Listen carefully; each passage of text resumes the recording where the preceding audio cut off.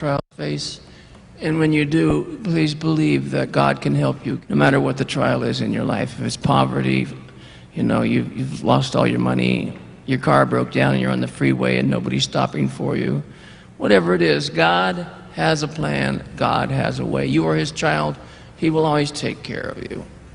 I went into the hospital in 1992, clutching my chest and screaming, and I couldn't stop. And I was screaming and screaming. Finally, just to get rid of me, they took me out and put me in a back room. And then somebody came in and said, can I have your name? Okay. Do you smoke? No. Do you drink? No. Do you take drugs? No. Do you do heroin? No. It was a 2-page questionnaire, and then they said, okay, thank you, and they started to leave. I went, when's the doctor going to come? And they said, very shortly. And so I said, okay, but I was screaming all of this, which I won't demonstrate. And then somebody else came in the room and said, can you please be quiet? We can hear you out there. And I said, I can't be quiet, I'm in so much pain. So they moved me to a room further back. And somebody came in and said, okay, name, Larry Norman. Yeah, you take heroin? No. Okay, thank you. Are you the doctor? No. The doctor will be in. So in came somebody who said, what's your name? Drugs, smokes, heroin. Yeah. And then a fourth person came in and said, what's your name? I said, what do you keep coming in and asking me for? You different people come in and ask me for the same information. And they, what kind of doctors are you? What kind of hospital is this? And they said, oh, we're not with the hospital. We're from UCLA. We're just students. We're learning how to ask questions. I said, can't you mimeograph the answers and pass them around? And then the next thing I remember, I was going very fast. And the next thing I remember, I wasn't going anywhere at all. I had gone into, I don't believe it was a full coma, of course, because they got me out of it, but I heard somebody calling my name from far away. Mr. Norman, Mr. Norman. And I opened up my eyes. Somebody was touching me and calling my name. Only when I opened up my eyes, it was a nurse, and she was shaking me and screaming my name, but it was in slow motion. And she said, he's conscious. There's a bunch of other doctors around the table.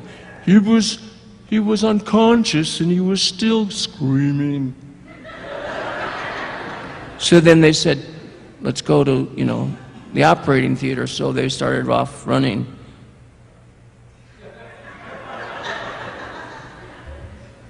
Stat! So somebody gave me a shot, and I said, what is that? I could talk normal, but they couldn't. What is that? It's codeine. I said, I've never had any of that before. I'm going to be sick. I'm going to throw up. We're busy right now. I know, but I'm going to throw up.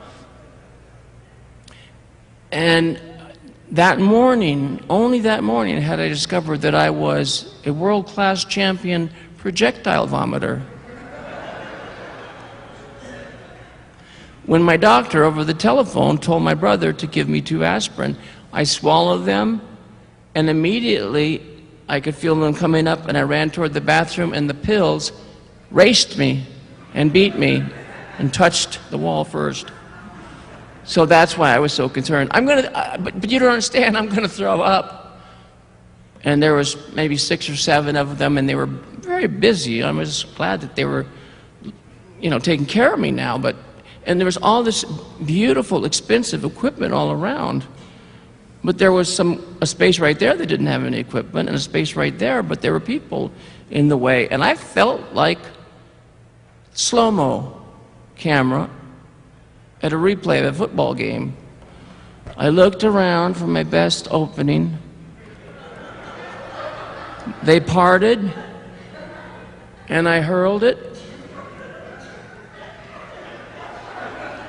And it went all the way across the room and hit the back wall. And I said, "I'm sorry, I told you I was going to throw up."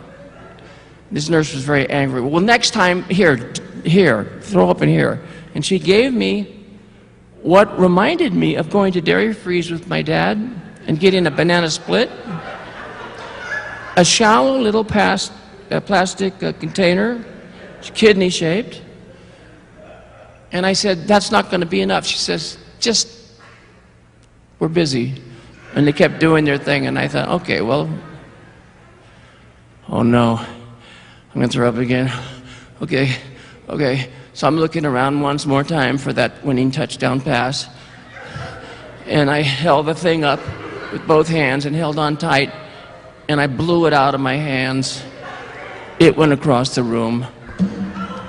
And I was just so embarrassed. I'm a very clean person, you know. I felt so bad for messing up their floor.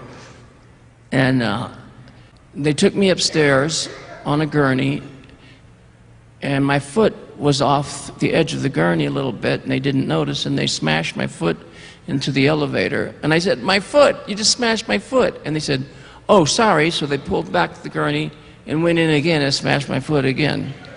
I said, my foot. And they didn't understand, or they're looking at the wrong foot. So I reached down and kind of throw my foot onto the gurney, but it didn't quite make it all the way. But we went in, and then against the wall on the inside, we were safe. And they left me for 5.5 hours. And then I had the heart attack, and they said I've lost 3/4 of my heart, and I only have one vessel left. So, like, is the General Hospital, do they specialize in people that only have one vessel left? And she said, "I'll be right back." She came out, she almost came right back in. It was like in a sitcom with the revolving door. Came back in and said, "You can stay here. Are you comfortable? Is everything like you like it? Can I turn the temperature up or down for you? Would you like a popsicle?"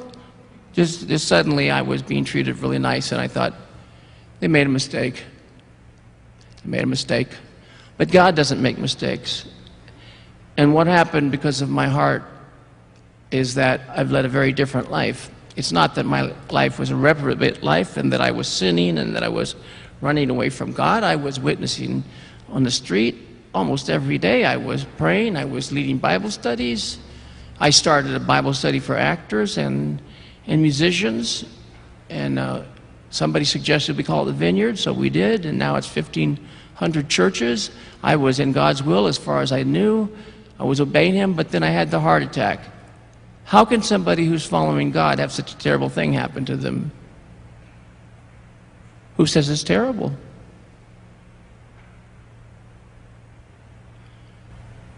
I grew. I fell more deeply in love with God. I had more charity and compassion for man. I was very happy.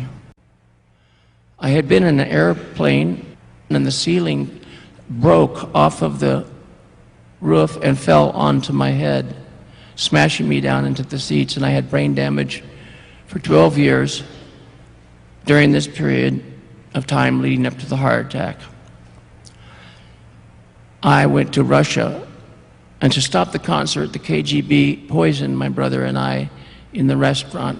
And when we went up to our room feeling unwell, there were 3 gigantic nurses inside the room. They weren't nurses.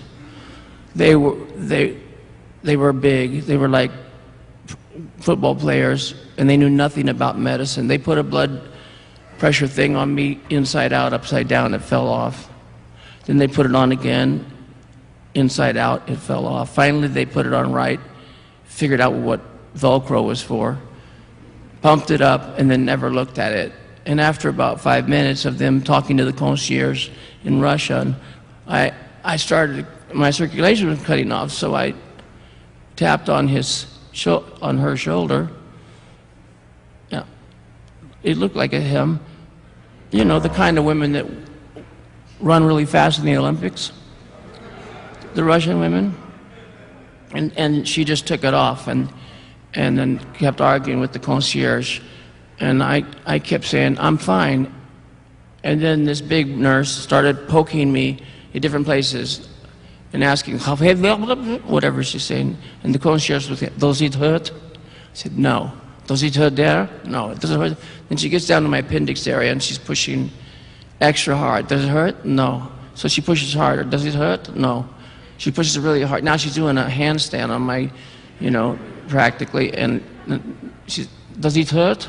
No. And you could tell them I'm not going to the hospital. The minute I said that, it was incredible. They all understood English.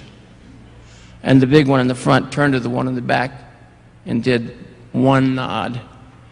And that one opened up a valise and pulled out a needle, started walking toward me. Now there was no way I could get out of that room. I was laying down on bed and they were blocking the door. What do you do when you're in a situation like that? Come on, you've been in that situation. What did you do? So what do?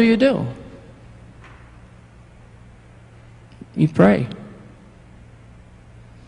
And my head was so messed up by the drugs they'd given me in my food. It was just swimming around, but there were 3 of them, and I remember this Bible story from the Old Testament about the Jewish nation was up on a rise looking down at the enemy who was about ready to kill them. There were 3 different factions, 3 different countries, 3 different tribes had come together, all to slay the Israelites. And God told them, don't go down there and fight. Instead, praise me. So they stood on the top of the mountain praising God. The 3 armies below got confused, turned on each other, attacked each other, and killed each other until no one was left alive. And that's all I could think of. And I said, okay, God, this is not my best prayer, but can you please make these people turn on each other and fight with each other, argue with each other? And immediately, they started doing that. They started yelling at each other in Russian. I don't know what they were saying. And then the concierge kind of swept them out of the room, just nudging them little by little, and looked back and went, like, I don't know what happened, but you're a lucky fellow. Because she knew they were KGB. And she knew this was common practice, was to pretend somebody had a problem with their appendix, take them to the hospital, open them up, puncture their appendix so that they died by natural causes. And any autopsy would show that it had been natural death, not murder. So I thought, okay, thank you, God, thank you. I know I'm safe now. They're not going to come back because you got them out of the room. I didn't scream at them. I didn't say in the name of Jesus, depart from me. I just talked to you and you got them out, so I'm going to sleep, okay? And I would like to stay awake and praise you and thank you, but I'm so sick. I'm so dizzy. I feel like I'm going to pass out. So I went to sleep, and when I woke up, there were 2 of me in bed. One of them was me, and the other one was me. There was one attached to me in the back. I couldn't see him. I kept turning around, but he'd move around, so I couldn't see him. But I could feel him there. It was a very strange, disturbing experience. And we had to go out. Knock, knock, knock. Larry, we got to go out. We're on stage in 10 minutes. Okay, I'm coming right down. So I went down. That was my brother Charles. I followed him down. I said, I feel really bad. He says, I do too. I don't know if I can get through this. I said, yeah, I don't know, but let's try. And we had a band there, a band called Keystone from Finland, and they were backing us up. The waiter had been thoughtful enough when we all sat down in the restaurant to say, who are the Americans? And me and my brother went, duh. He said, well, welcome to our country. We have a special meal for you today. Don't order off the menu. We will bring you what we have for you. It's very, very nice, very different. And he made sure that only we got poisoned, nobody else did. So we're on stage, and fortunately, although I couldn't remember the lyrics to any of the words, he could. So he was feeding me the lines just a split second before I had to sing them. And I just hoped that when I woke up the next day, he'd be gone.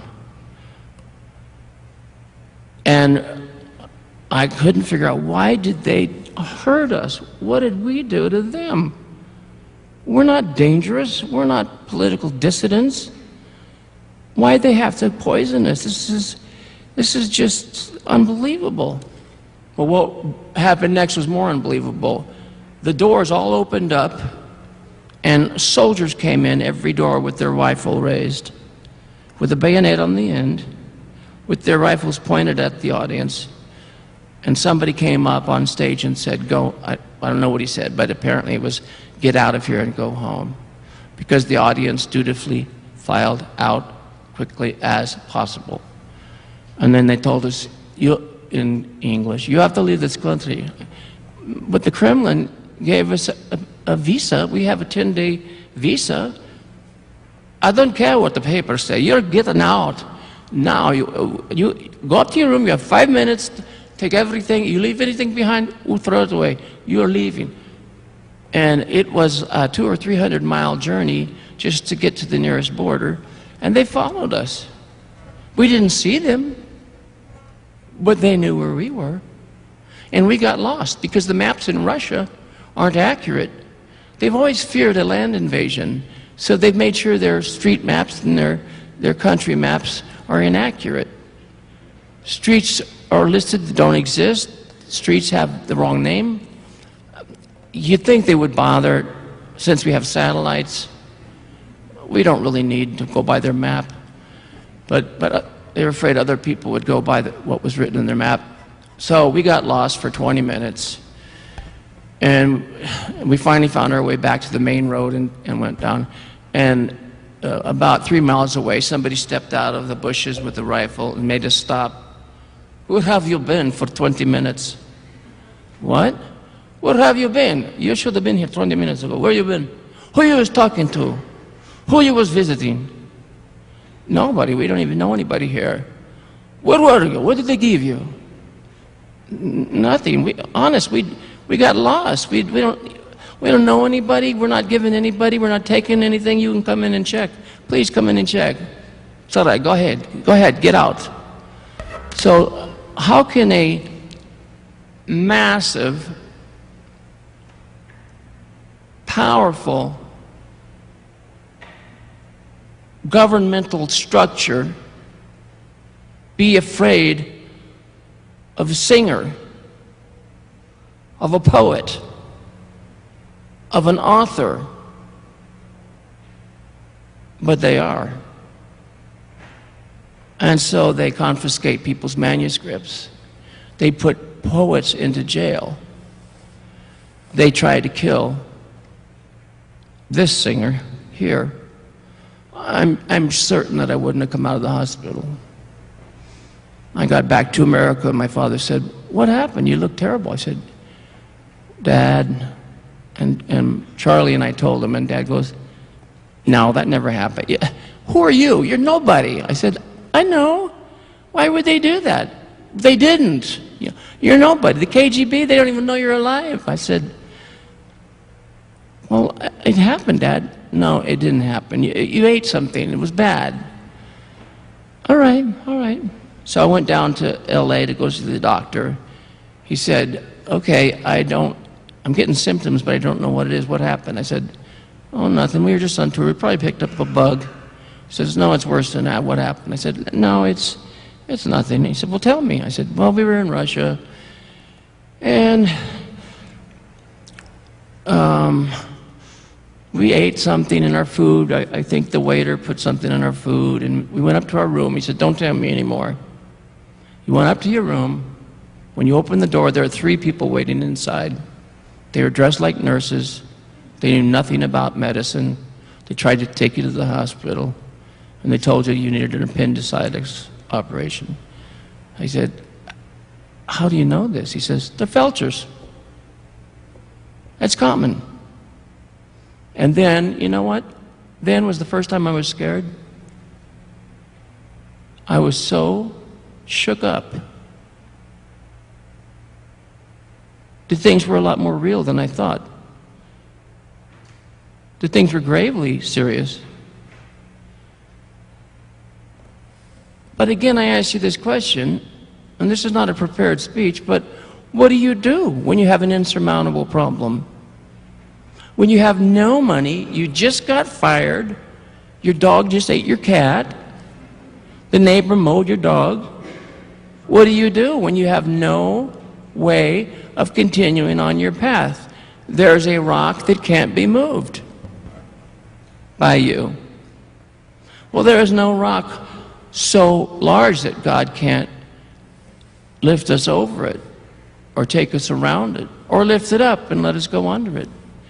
And you have to not leave here tonight thinking, oh yeah, we heard some music and some artist people came to town and yeah, he loves Jesus a lot. And I want you to leave here going, I love Jesus a lot, saying it of yourself.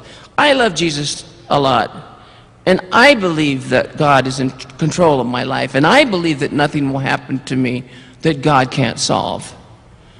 And I believe that no temptation will ever overtake me that's not common to man, but that God has provided a way of escape, that I may be able to endure it.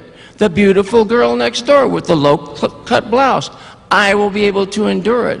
God will change my heart. God will change my eyes. I won't be tempted. I'll minister to her when she has a proper blouse on. I'll invite her whole family to church so that I'm not alone with her, even outside in the yard. We've got to become warriors for Christ.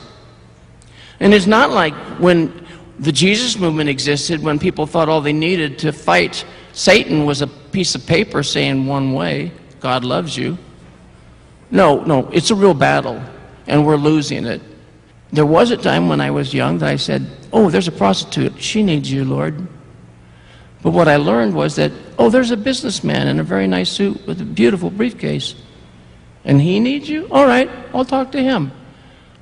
I learned that God, the whole world is God's market audience, you know, his target.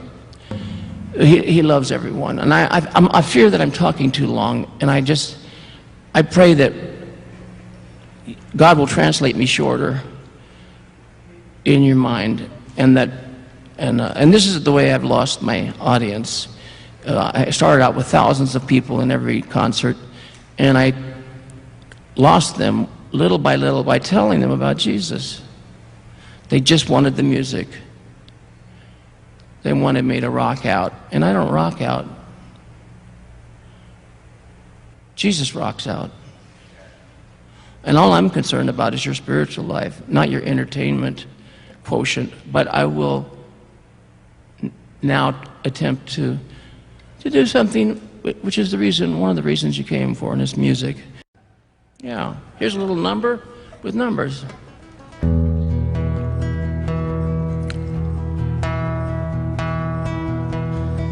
In the midst of the war, he offered us peace. He came like a lover from out of the east, with the face of an angel in the heart of a beast. His intentions were 666. He walked up to the temple with gold in his hand, and he bought off the priests and propositioned the land. The world was his harlot and laid in the sand, while the band played 666. Bang, bang, bang, no, no, bang, bang, bang, bang, bang, bang, bang, bang, bang, bang,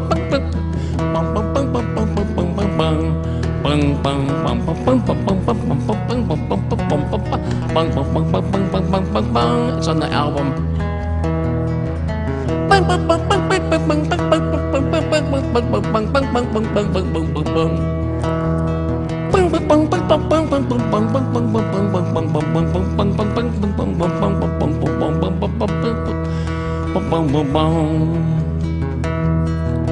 We served at his table and slept on the floor, but he starved us, he beat us, he nailed us to the door. But I'm ready to die, I can't take any more. And I'm sick of his lies and his tricks.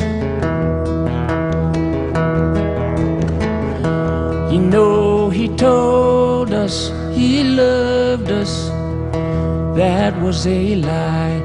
There was blood in his pockets and death in his eyes. But my number is up and I'm willing to die if the band will play